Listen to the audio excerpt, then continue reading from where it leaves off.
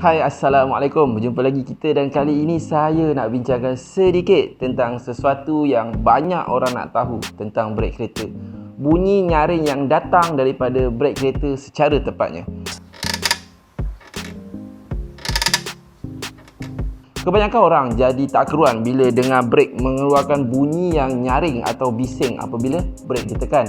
Ianya bagus kerana kebanyakan bunyi menandakan ada sesuatu yang tidak kena dengan kereta anda. Tapi apa yang menyebabkan bunyi tersebut? Boleh jadi satu komponen kereta yang menyebabkan bunyi, atau ia juga boleh jadi gabungan beberapa komponen bermasalah yang menyumbang kepada bunyi nyaring yang menjengkelkan dan menyakitkan telinga. Jom kita lihat lebih dekat tentang topik ini dan rungkaikan.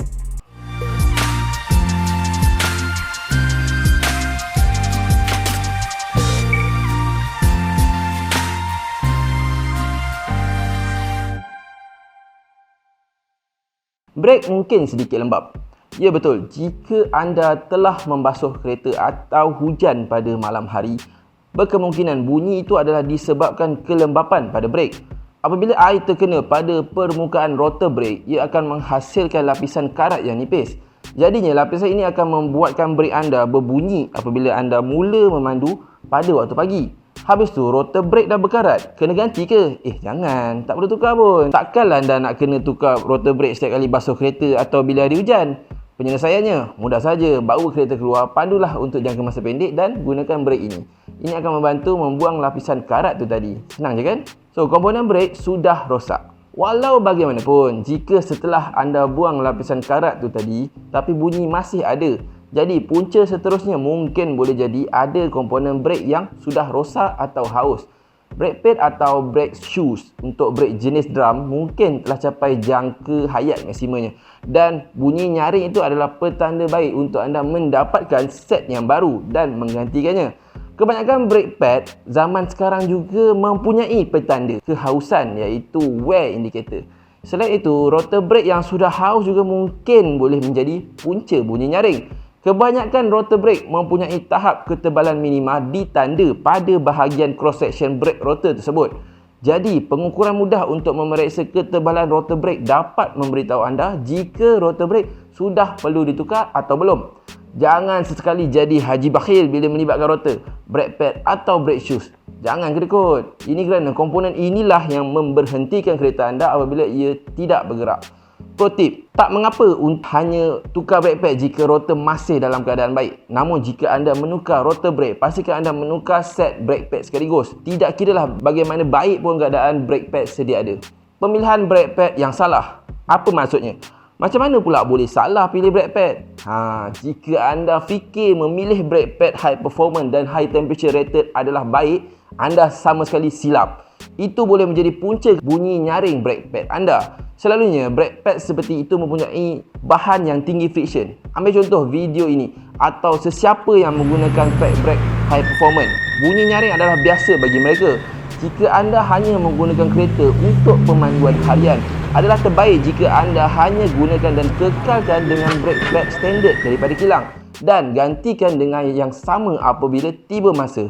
Brake pad ini direka untuk senyap dengan respon dan gigitan kuat pada permulaan brake ditekan. Brake pad ini sudah memadai untuk kegunaan harian. Kesilapan penggunaan brake baru. Jika brake pad atau shoes atau rotor adalah baru, sebarang bunyi yang terhasil daripada sistem brake mungkin berpunca daripada proses running in yang tidak betul. Brake pad rotor baru perlukan satu tempoh running in untuk membiarkan kompaun brake pad bercantum dengan permukaan rotor sebaiknya. Kegagalan running in ini akan menyebabkan permukaan brake pad haus secara tidak sekata.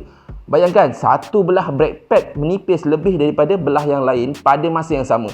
Inilah yang akan menghasilkan bunyi nyaring tersebut, dan yang paling teruk akan menghasilkan gegaran. Secara umumnya ada dua cara untuk buat running in. Ada kaedah yang soft, ada kaedah yang lebih cepat. Kaedah pertama tu hanya pandu seperti biasa tanpa sebarang brake mengejut atau hard braking untuk 300 hingga 500 km yang pertama. Ini akan membolehkan kompaun brake pad mengaplikasikan dirinya ke atas permukaan rotor. Cara ini memadai jika anda hanya menggunakan kereta anda untuk pemanduan harian. Namun jika anda jenis yang tak sabar atau ingin gunakan kereta untuk sebab performance ke kan, anda boleh gunakan kaedah kedua yang lebih pantas dan kasar. Namun, kaedah ini memerlukan jalan lurus yang tidak digunakan dan tidak ada gangguan kerana ia boleh menjadi bahaya buat anda dan orang lain. Kesimpulannya, menyelenggara sistem brek kereta anda bukanlah sains kompleks seperti sains untuk mereka cipta roket. Sama seperti menukar minyak enjin, anda hanya perlu berjaga-jaga dengan selang waktu servis untuk brake pad, rotor dan minyak brek kereta anda. Jika anda tak boleh ingat semuanya, catatkan ke dalam notepad telefon anda. Selain tayar, brek adalah salah satu komponen penting dalam kereta. Kenapa? Sebab tak ada masalah kalau anda tak boleh gerakkan kereta anda. Tetapi menjadi masalah besar jika anda tak boleh memberhentikan kereta anda. Sampai di sini dahulu perkongsian saya kali ini. Hingga kita berjumpa di lain kali. Jaga diri anda semua. Pastikan anda patuh SOP. Moga kita dijauhkan daripada wabak COVID-19. Jangan lupa like, subscribe dan share video ini ya. Bye. Assalamualaikum.